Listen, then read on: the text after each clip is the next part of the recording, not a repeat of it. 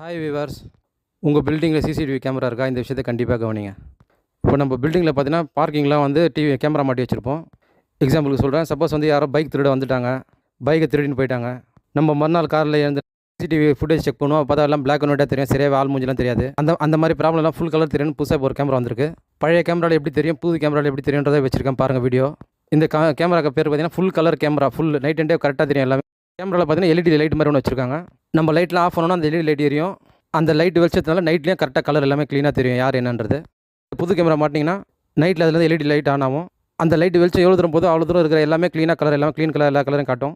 இந்த கேமரா வாங்கி மாட்டணும்னு ஆசைப்பட்டிங்கன்னா, நிறைய பேர் வீட்டில் ஓல்டு டிவிஆர் இருக்கும். அந்த டிவிஆரில் சப்போர்ட் பண்ணுவாங்க, கேட்டு அப்புறம் வாங்கி மாட்டுங்க.